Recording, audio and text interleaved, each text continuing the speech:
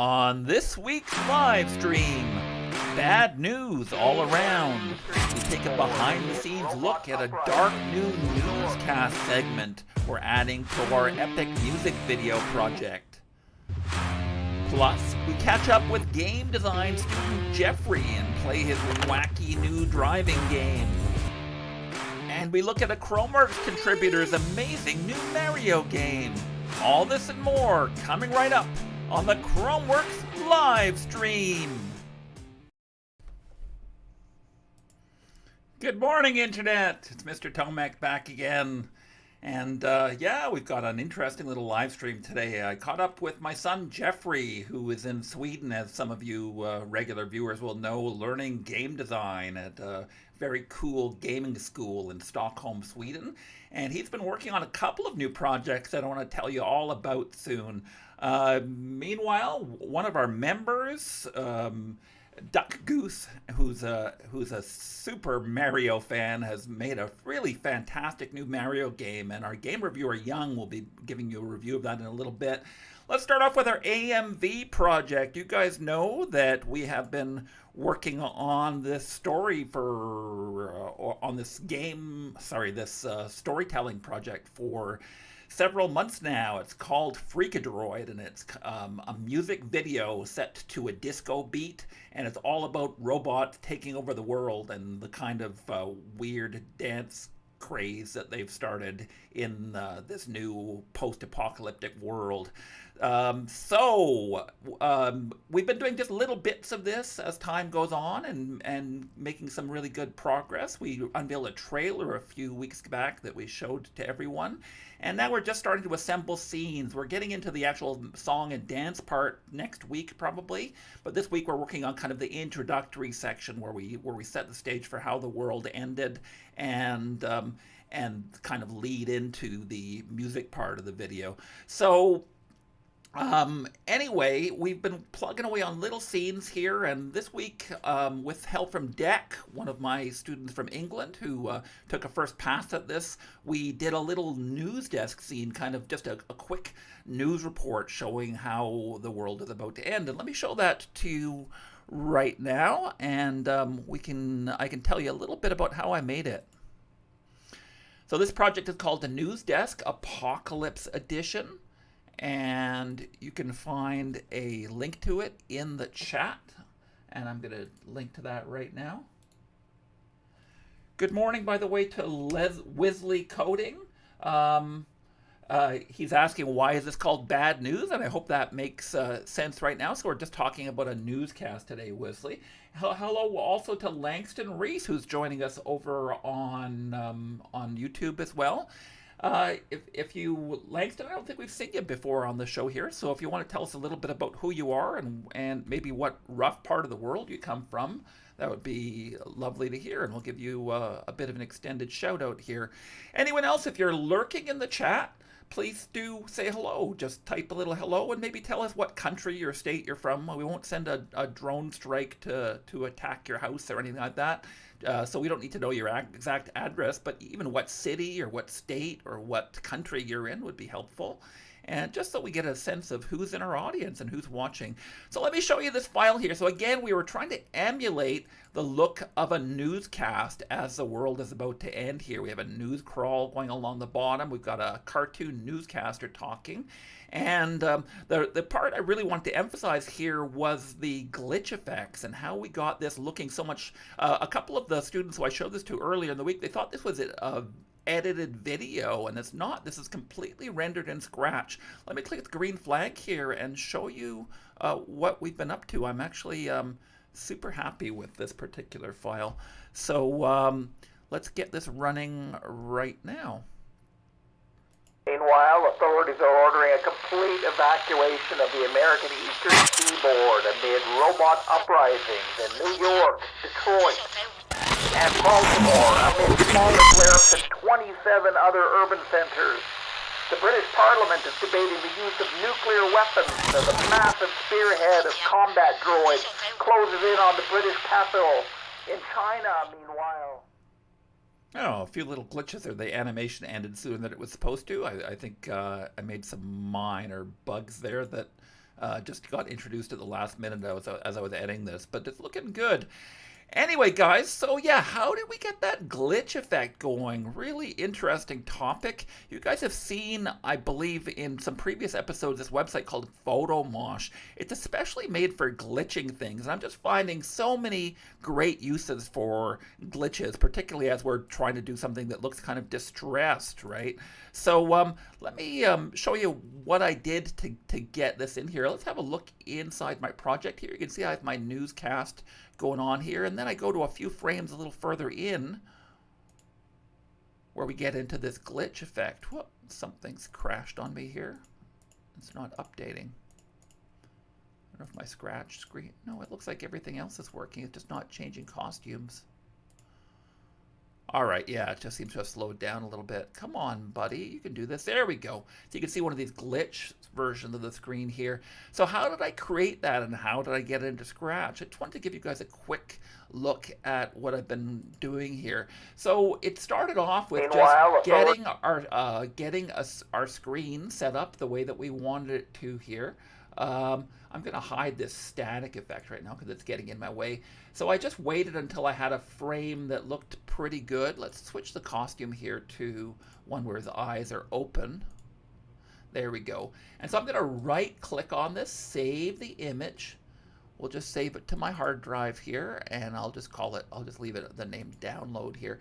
So we've got a version of the image here that we can bring into PhotoMosh. So I'm going to go choose file. I'm going to go ahead and find that image that we just loaded up here. And now I've got a whole bunch of settings over here on the right-hand side of the screen that I can use to manipulate this image and make it do all kinds of cool stuff. Just by opening up some of these settings here, let's try jitter. So I'm going to turn the jitter effect on, and you can see right away we get something kind of very cool and moshy looking. Here's another feature called melt. Now that might be a bit much. Maybe if I turn it down a little bit, we can drag these sliders around to change it. There's some camera shake, wobble. Here's a really cool one called Bad TV that I like to use, and that one kind of offsets things a little bit as well. So once you get your image suitably messed up like this, we can export it as an image, either as a still image, or in this case, I'm going to send it out as a GIF file, an animated GIF file. So I'm going to click on the GIF button at the top here, hit record, and it's going to record about 5 seconds or so of this particular footage. It will allow me to save it into my hard drive here once it's finished processing. And now it's asking me where to download it. So let me just load this up here. We'll call it Moshed. I'm going to actually, rather than save this into my existing Scratch file, I think I might actually just create a brand new file here for it, just so that I don't mess up my existing file.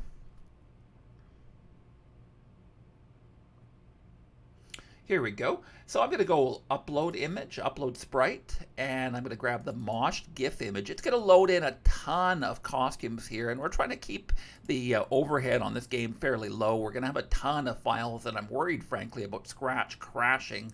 So one of the things we're going to do once this finishes uploading is we're going to delete some of the extraneous frames. To create this mosh effect, you only need 2 or 3 or maybe 4 frames of animation here. So it looks okay. There it goes. So we've got our moshed version of the image here, and you can see. Let's see how many frames we actually generated in that 5 seconds.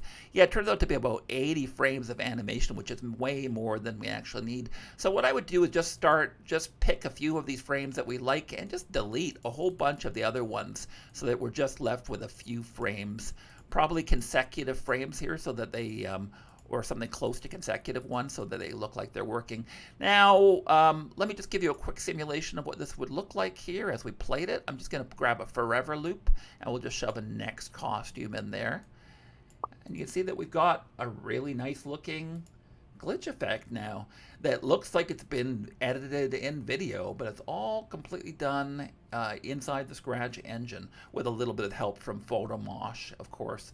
So yeah, from there, it was just a matter of adding a few different audio effects to sell the whole thing. And then we did some other overlapping graphics and other effects to create more of a newsy kind of look. We have this news crawl at the bottom that's just going along the bottom of the screen. And then when our glitch effect is happening, I also have this static effect. I'm just going back and forth between these two static images. We've made them a little bit transparent so that we'd be able to see the glitch effect underneath them. And so I'm just calling all of these events in just using a couple of custom blocks. So I created a custom block here called glitch, and all it does is it switches our costume to the jittery costumes. And let me show you what that looks like. And we can set the length of it with this custom block. So let me show you what a glitch of 1 would look like. It just basically does the glitch through one series of iterations here of this loop. So it's doing it's repeating all this stuff, these costume changes a certain number of times, and yeah, and so you can control the length of it, and that was how I was able to get the sound effects and the video to all kind of synchronize with each other. I've got another area here, or another custom block here called talk, and I'm using that to control the motion. So every one of these talk things basically makes my character do a random one of 4 different talking motions here. One of them, he's kind of moving his head a little bit. And so if I click 10 here, for example, I can get him talking for 10 units of time. I'm not sure how long that is, but with a little bit of experimentation here, we can actually get to something quite cool looking that's timed properly with the audio and everything working nicely. So this file is shared on Scratch, and I'd love you to have a look and see what you can do to remix this. See if you can come up with your own kind of thing for this newscaster to say. All these elements are all modular here, so you can swap out the little "the end" flag here at the back and create a different news story if you want. And I'd love to see what you guys can do with this to make something a little bit different. Website. So Wesley's asking website. I'm not sure what the question was. Can you expand on that, Wesley? I'm not sure what it is that you're looking for. You want to know my website? And that is chromeworks.ca. I'm not sure if that's the question that you're asking, though. Let me show you my website right now. And so you can find links here to my live streams, to what's coming up, by the way, in case you guys haven't visited my website. I've also got a whole bunch of my old lessons up here as well, including Tetris, our latest project. I actually wanted to talk a little bit more about Tetris today. So at 11 o'clock today, we are releasing part 2 of our Tetris tutorial series. It's going to end up being 3 parts now. That's what it's looking like anyway. And very happy with the way our Tetris game came out. It was coded, as I mentioned last week, by Quang Lac, one of our Chromeworks co-op students, who I think did a great job with it. Now, so this week's lesson focuses specifically on how we get these... let me turn this audio off here. So this latest lesson basically focuses on how we, last week we showed how we were using the stamp tool to get these images onto the screen and to get them to stick, because they're of course all made of sprites, but we can't delete and move these objects around as they're all sprites, because we need to break them apart into their individual components. And I showed you guys how to do that last week with a little project called Tile Placement. I'm going to copy the link to that in the chat again one more time. Oh, the Mosh website. So Wesley wanted to know the address of the PhotoMosh website. It's just photomosh.com. I will paste that into the chat as well, in case anyone's interested in checking that out. Very, very cool website that I just can't say enough great things about. All right, back to my tile placement tutorial here. I just pasted the link to that in the chat as well. And so this isn't the actual game. I just set this up here to give you a demonstration of how this process works. And I showed you last week how we can build up a screen along the bottom here. This just lets you manually move tiles around the screen. You hit space to lock them in. You can hit up, down to pick different images here. So every time that I hit space here, and this is happening inside the Tetris game itself, it takes the image, scans it, and whatever sprites are on the screen here will actually transform into bitmap images. There's a little black square that starts at the bottom left here, and it's only one of these squares in size, and it moves along here, and whenever it finds a color like blue, for example, it'll scan it and turn it into an image. I'm just going to fill up an entire screen here with blocks just to show you that scanning process one more time. And let's do one more of them. I'll hit space here, and let's get another square item down here. So I finished an entire row. Oh, I moved it down too far, but it's no big deal. So let me show you the scan process. You can see that it's going through detecting the colors underneath it, and as it's doing that, it's turning each one of these from a sprite into an image, and the ones where there's no sprite, it just turns into black. You can hit stop here at any time. You don't have to run the entire routine. Now, the extra little bit here that's fascinating is, so how do we move these down? So every time we finish a row in Tetris, we have to move the entire row down one. And that I thought that would be a really tricky process when I first contemplated how to do this. I thought maybe if you saved the location of every single one of these blocks in a big list and then transpose everything down that way. And Wang showed me a very logical way to do it that now makes such complete sense now that I understand it. So all he's doing is we're running that same scanning routine starting at the bottom left here, but we're looking at what is one row above here. So we scan the first lower right block, then look at what color is here and bring it down. So we stamp black onto here, black onto here, black onto here, green onto here, and we're just stamping what's in the row above. And then by the time we get up to the next row and start scanning that one, we're scanning what's above that. You can hit the D key in my project here just to simulate that process. So you can see when we're done and everything's moved down, when we should be left with 2 yellows and 2 greens, and everything else should disappear. And sure enough, when I hit the D key, you can see that everything there has disappeared. Now this block here, I haven't actually stamped it down, and so that's why that's not working properly. And so, yeah, this script works really, really quite nicely that way. And you can see that, let me just do another row here just to demonstrate this one more time. So we're going to move that one down here, and then we will scan one more of them here. We'll do one of these. And let's put something else on top of that as well. Maybe something like this. Perfect.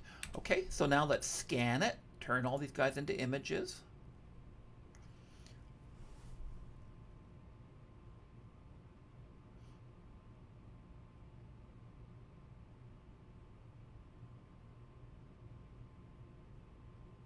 There we go. We can stop the scanning process right now. And again, so when I hit D, it's just going to start scanning these letters, grabbing what's above it, bringing it down, and stamping it into place here. It happens so fast because it's inside a custom block, and it's really a miracle to behold. And so when we're done with this, we end up losing an entire row of our game, and the game carries on like that. So I learned a little bit about coding here, thanks to Quang Lac, who coded this for me and taught me a little bit about Scratch. Always happy to learn a little bit more about coding. All right, what's up next here? So you guys have in the past met my son Jeffrey. He started coding with me when he was just 7 years old. He's just turned 19 a few weeks ago. And he got so excited by coding that he decided to turn it into his career. So he applied to this very, very highbrow gaming academy in Stockholm, Sweden, and actually got in. There was over 1,000 applicants to this particular program, and he got in. He's the youngest student in the school, and he's been working on teams all year long, making video game projects and also working on side projects. It's not enough to be working like crazy at school, but he's also in his spare time working on video games with his friends, including a game that you guys have seen in previous episodes called How Fish is Made that actually got reviewed by Markiplier on YouTube and got a shout out from one of the most famous video game producers in the world, and has done very, very well. And so since getting that initial acclaim, Jeffrey's been hard at work on another side project. We're going to talk about that today, and we're going to talk about the last group project that he did, a game called Mover that's available for free on itch, and I'm going to give you guys a little look at it in a few minutes, but super impressive, fun little game. So without further ado, here's the latest episode of Game School, our regular check-ins with Jeffrey, where we're finding out a little bit about life at as a aspiring video game developer. So let's go right to that now.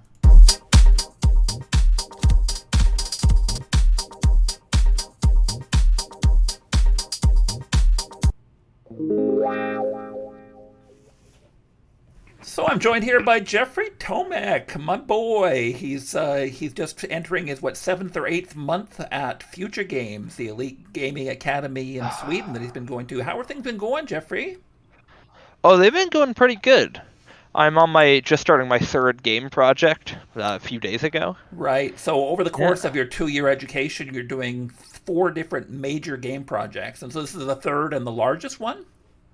Yeah. Weirdly, the force is significantly smaller. The 3rd is 7 weeks long, and it's supposed to be your big portfolio piece. Mm-hmm. So how are you finding working collaboratively with huge teams of other people? How many people are there? Like 8 on this team?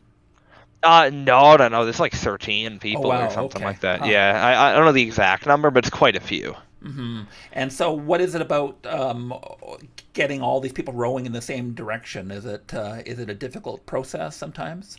When you're doing these projects for school, there's a lot more worries about the fact that your team isn't together because you're all unified in a game idea. You're together because the school told you to work together, which means that there's a lot more work you have to do in kind of groupthink and coming up with the base game idea, as opposed to my side projects where it's all been one person's vision, and then and everybody that's interested hops on board, and you're all trying to execute that goal. Right.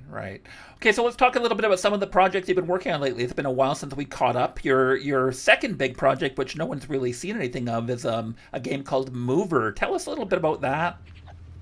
Yeah. So Mover is it's like a chaotic Uber driving game where you're playing as a little guy in a cutesy animal world, driving passengers around, and all the passengers are like annoying archetypes of customers that everybody who works in service has had to deal with. And those while these customers lament you drive around in your car and try to get them between destinations as quickly as possible. But they'll start giving you like weird contrived tasks to do while you're driving them, ask you for snacks, water, stuff like that, or ask you to put their favorite music on or charge their phone for them.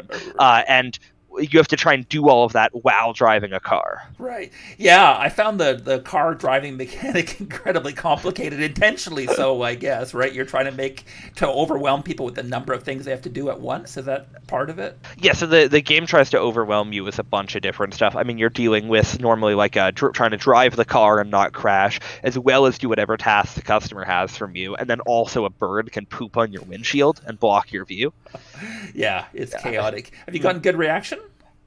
I mean, these GP games just aren't a super big deal. Like, people don't... I mean, people think it's pretty good. The biggest issue is that it didn't come out very polished. Right. Like, we took a while, it was a complicated base game. Right. So we got, like, the base mechanics down. They look really cool. But a lot of things, and I think anybody who tries playing it will immediately see, like, there's certain tasks that are just, like, way too unintuitive. Yeah. And the game can end up being more frustrating than funny frustrating for certain players. I'm telling you, I must be 30 years too old to play this game because I just found it impossible. Even driving from one place to another was too difficult. And then they started, but people started asking me to put certain kinds of music in. Anyway, I had fun in a chaotic kind of way, but it was an incredibly difficult game for sure. And so as if you're not busy enough, you're working on a side project too. So when you're done your schoolwork at the end of the day, you're working on more coding, right? Yeah. Well, because my schoolwork, actually, I'm not really a programmer. Technically, I'm a designer. So I don't... My schoolwork's very lax. The GP the game projects accelerate the amount I have to do a lot. So now I'm really busy, but before that, school was giving me almost no trouble.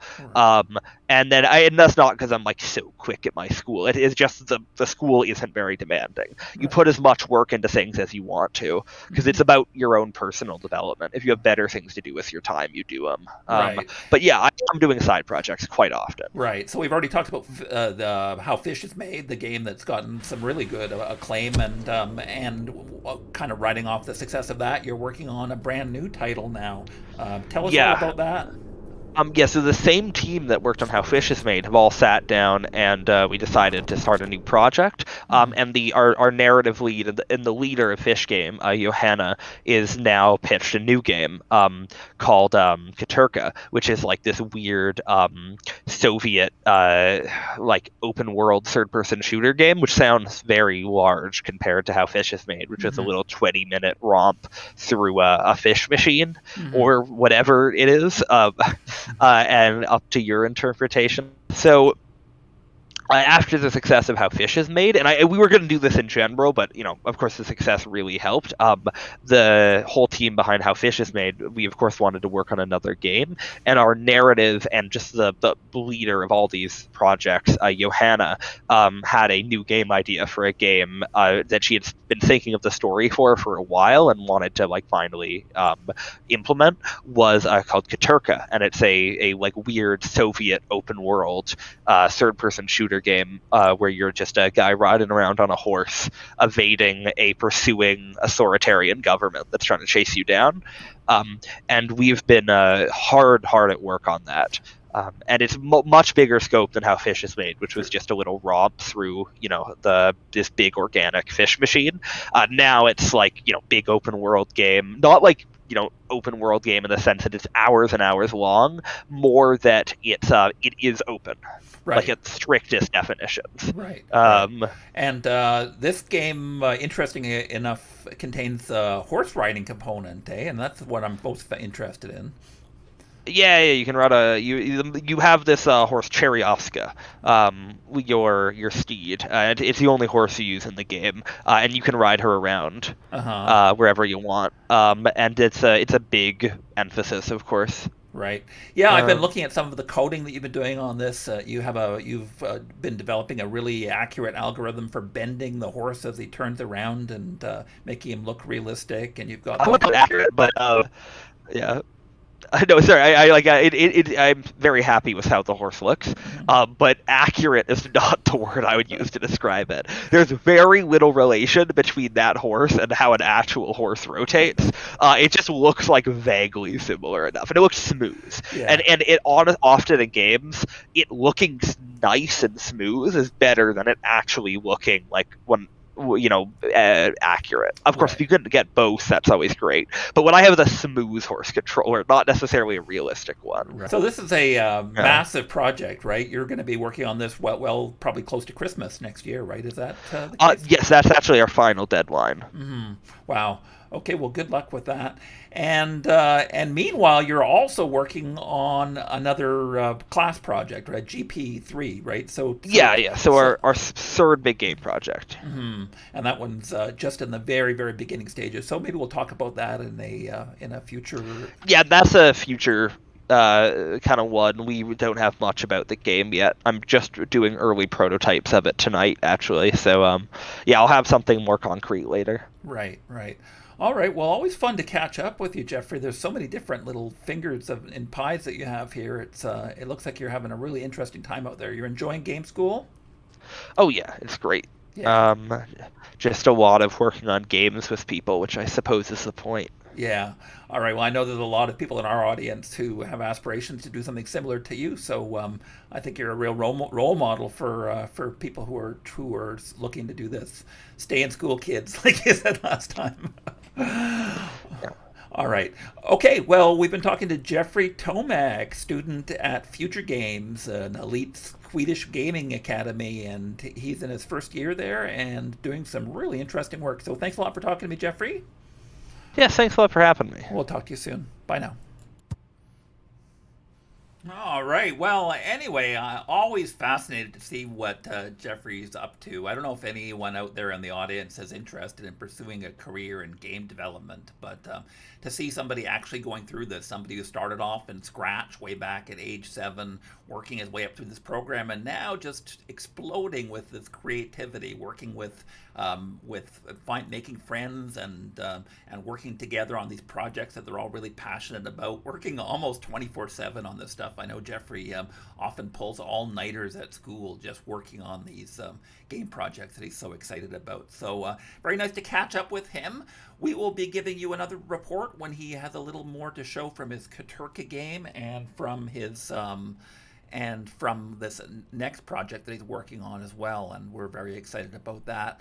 So so his game called Mover is available for free on itch.io, and I'm gonna copy that over to the chat right now, in case anyone is interested in giving it a try. I thought I would just give you guys a little quick look at this game. It's a fun little game, frankly, and so I'm just going to launch it here and just run a couple of minutes of it just to give you a sense of what this little student-made project is like. It's very, very clever. What drives me crazy about it is, oh, here's a little tutorial, is that the car doesn't drive intuitively at all. You have to actually grab things with your hands to make it happen. So you actually have to move the car into forward gear by clicking on it and dragging forward. Now our car is moving, and the only way to steer is to actually physically drag the steering wheel to left or to the right here. Meanwhile, you can look around your car and do all kinds of stuff. You can put music, you can play with the air conditioning, you can open up this thing, and you can see while I've been doing that, I crashed, of course, and so frustrating. So trying to steer this car while following the GPS and trying to navigate around the screen while tweaking things as people recommend them. There's food here that and water that we can feed to our passengers. There's as I said, there's music in here. We can open this up and grab a music track and feed it into the player somehow. I don't even remember how that worked. Whoops. And yeah, there it goes. And so there's different music tracks that you can load up by putting different colored tracks into here. And there's a horn to honk. There's windshield wipers that you need to take the occasional poop off your windows.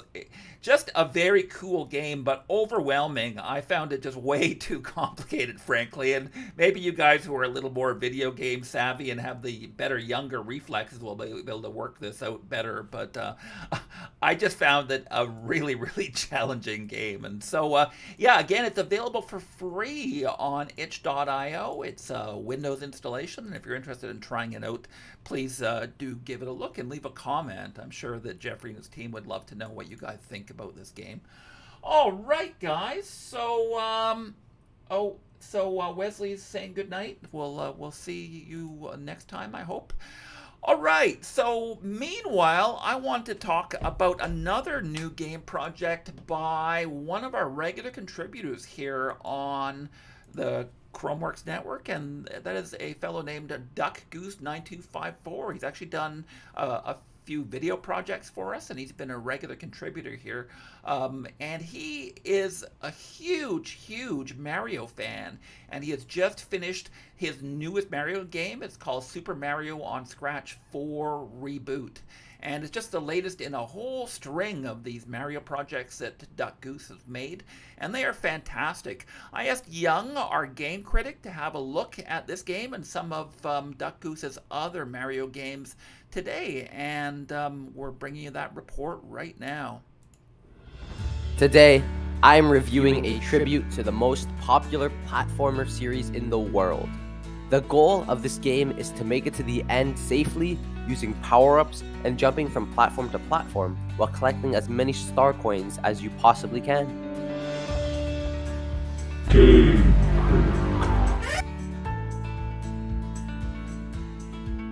This week's game is Super Mario on Scratch 4 Reboot. This game is a parody of the original Mario games, having new characters and new mechanics.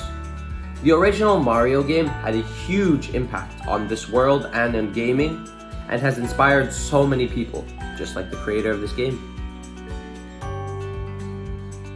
You play as an Italian plumber, and you have to save your kingdom's kidnapped princess by figuring out puzzles, landing sick jumps, using power-ups, and finding star coins.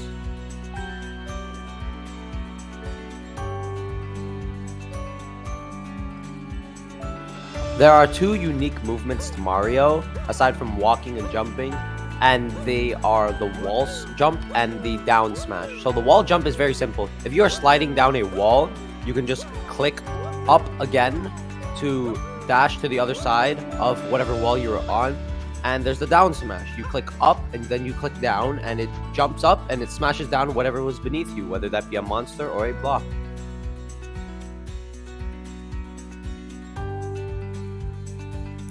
The creator of this game is DuckGoose9254, who is actually a helper here at Chromeworks. He has been a scratcher for 3 years and 10 months, and he is an extremely big Mario fan, with most of his projects being somewhat in any way Mario related. Even his favorite projects are somewhat Mario related, although he does have other interests. He has 4,939 followers, and let's see if after this video comes out, if we could help him reach his goal of 5,000.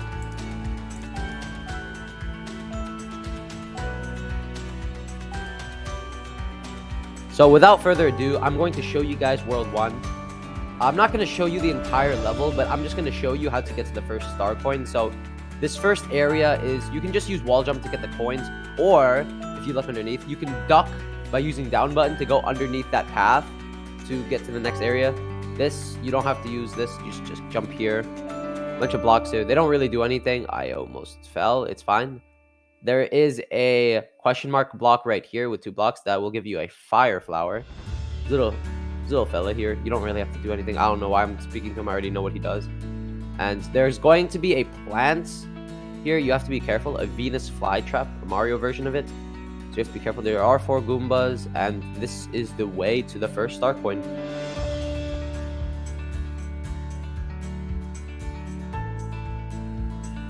While this has been a pretty good game, I do have some things to say about it.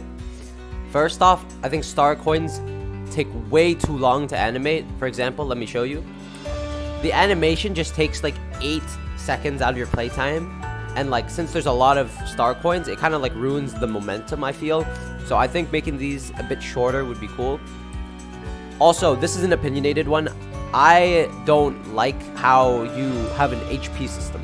So in the regular Mario games, how it works is you are either big, medium, or small. If you are small and you get hit, you are out. If you are medium or big, you just move down a tier. But in this game, there's HP.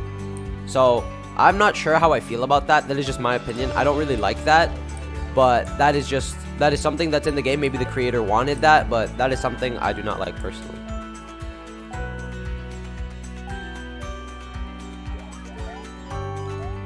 If that Mario game intrigued you in any of the slightest, you should try out Super Mario Bros. 2 on Scratch.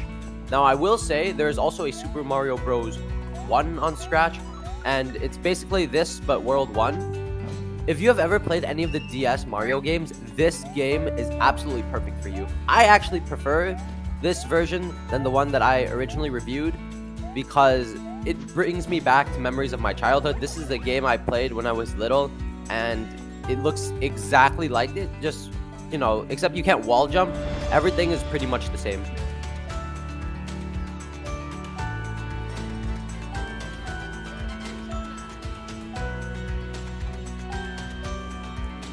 Now, if those Mario games intrigued you, and you want to see what else Duck Goose has under their table, check out their simulator games. There's currently 2 at the moment. There's a McDonald's simulator and a Best Buy simulator. It essentially is a choose-your-own adventure game, and there's good endings, bad endings, and overall it's just it's just nice to see what decisions can lead to other decisions, and it's something unique of a Scratch game. Thank you guys for watching. Don't forget to like and subscribe. Thanks for that, Young. Always have interesting game reviews. So here is Super Mario on Scratch for Reboot, Duck Goose's latest loving tribute to the Mario series.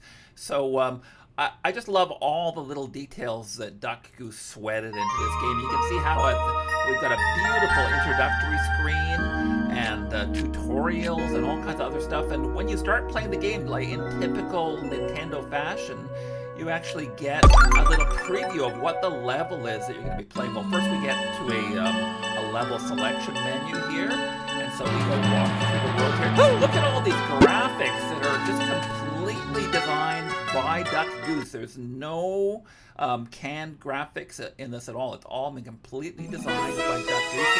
And look at the way we get to preview the level ahead of us, just like in a pro. It looks so professional. So we get a little preview here with the music, and then we can actually start playing the level. And just look how smooth this jumping mechanic is. Look how beautiful these graphics are. Just a super cool. Oh, we can actually crawl under here. A super cool little game with lots of nice touches in it. I just killed myself, of course.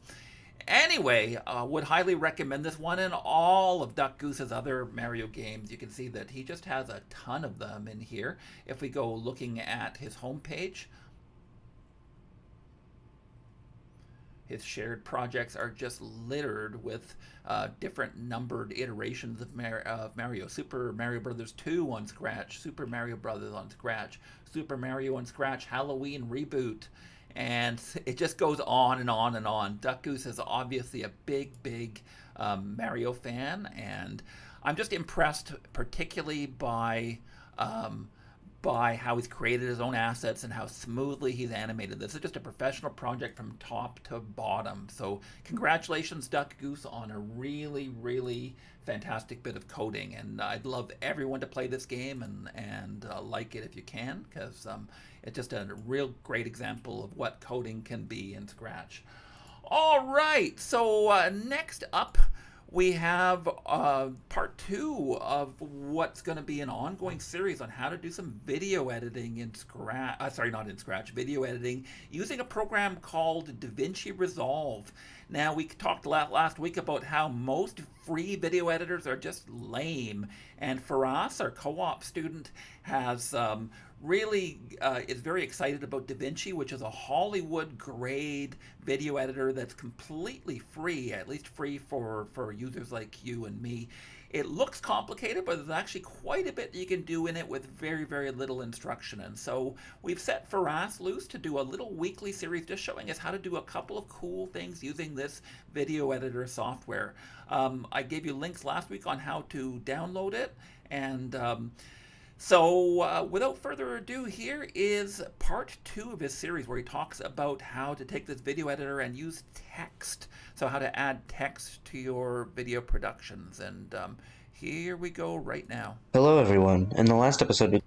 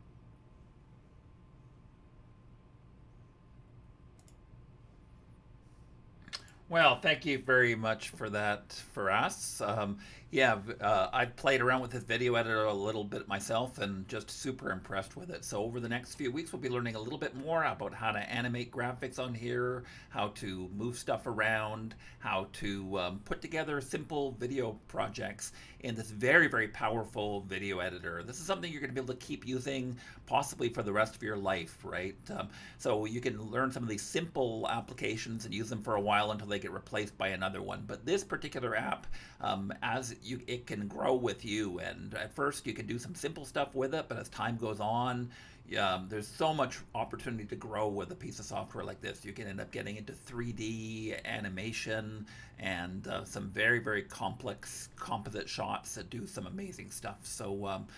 So we're not going to get into too much complicated stuff here, but every week we're going to show you a little bit more about how to do something a bit more in the software, and I hope you're enjoying that. Do leave a comment and let Firas know you enjoy this work. If you have played with the software and you're finding his tutorials useful, please let us know. I think that's about all we have the time for this week. I had a few other elements ready to go, but I think we're running a little late now, so we're going to push them back to next week's edition. So, as always, I really enjoyed being with you. This week I am teaching at Roberta Bondar Public School in Ottawa, so we're doing a whole bunch of robot dance routines, and so next week I'll be back with some more student-made robot dances, which I'll be very excited to show you, and I always love seeing the new designs that kids come up with. We're going to finish up our Tetris project, but possibly not next week. Things are looking a bit busy for me with me being in school, and we will continue to make progress on our AMV project, and we'll be giving you weekly updates on that until we're ready to publish in a couple of weeks. Very excited for the world premiere of this great new music video project, and I think it's going to make a big splash in the Scratch community. Thanks as always for